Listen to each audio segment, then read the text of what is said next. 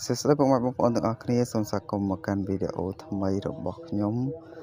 បាទនេះគឺជាវីដេអូដំបូងរបស់ខ្ញុំបើសិនជាមានអ្វីកំហុសខុសឆ្គងសូមបងប្អូនអធិស្ឋានអភ័យទោសទុកជាមុនយើងមានត្រីអាំងថ្ងៃនេះសម្រាប់សត្វចិញ្ចឹមដែលអ្នកម្ដាយខ្ញុំគាត់ចិញ្ចឹមនៅផ្ទះថ្ងៃនេះគឺយើងមានតែត្រីឆ្កែងទេបាទបន្ទាប់មកគឺយើងយកទៅចិញ្ច្រាំឲ្យម៉ត់បាទអ្នកចិញ្ច្រាំគឺអ្នកម្ដាយខ្ញុំអ្នកចិញ្ច្រាំឲ្យម៉ត់តបមកនេះគឺពួកគាត់មកដេកចាំតែម្ដង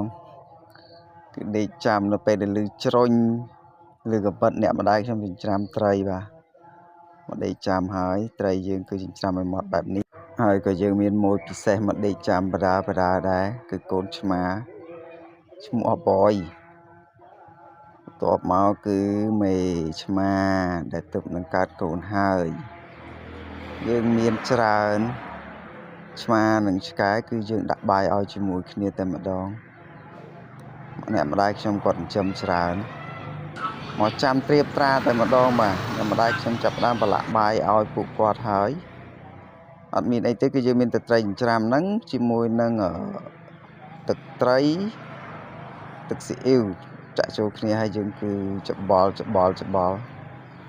ដល់ម៉ោងគឺពួកគាត់មកដេកចាំតែម្ដងបាទទាំង1ទាំង2បាទឲ្យតែដល់ម៉ោងបាយគឺពួកគាត់មកហើយដេកចាំសកម្មភាពនេះដែរគឺអ្នកម្ដាយខ្ញុំគាត់ធ្វើជារៀងរាល់ថ្ងៃមួយថ្ងៃគឺយើងធ្វើ2ពេល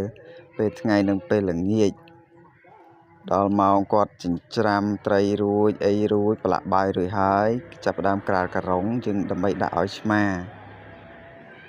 ចំណែកឆ្កែគឺយើងមានចានផ្សេងគ្នាដាក់ឲ្យពួកគាត់មកចាំច្រើនត្រៀបត្រាមានអ្នកខ្លះក៏ចាប់ផ្ដើមស៊ីបាយអ្នកខ្លះក៏ចាប់ផ្ដើមឆ្លោះគ្នា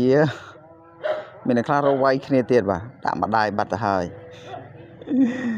ចាប់ផ្ដើមអ្នកម្ដាយខ្ញុំគាត់បំបែកហើយចែកគ្នាម្នាក់មកកដប់ទៅនោះអាពីរក្បាលនោះអត់ចុះមកទេឡាយឈោអត់មើលអត់ហ៊ានចូលទេខ្លាចគេវាយឆ្កែក៏មកបដាដែរអាមួយឈោមកគេនេះគឺអាតោអាក្រោយនោះគឺអាគីដាក់ចានរៀងខ្លួនអត់បានទេខំនឹងឆ្លោះគ្នាផ្អើលពេញផ្ទះលើហើយដល់វគ្គលបងតោលបងគីនោះវាជ្រួយនោះស៊ីបាយអស់មុនគេរត់ទៅមុនគេបាត់ទៅហើយដល់វគ្គខាងនេះគឺវគ្គកពូកអ្នកម្ដាយរបស់អាតោហើយនឹងអាកុយគឺកំពូលខ្ជិលជាងគេបាទដល់មកគឺដេកស៊ីបាយតែម្ដងមើលមានអីទេគឺដេក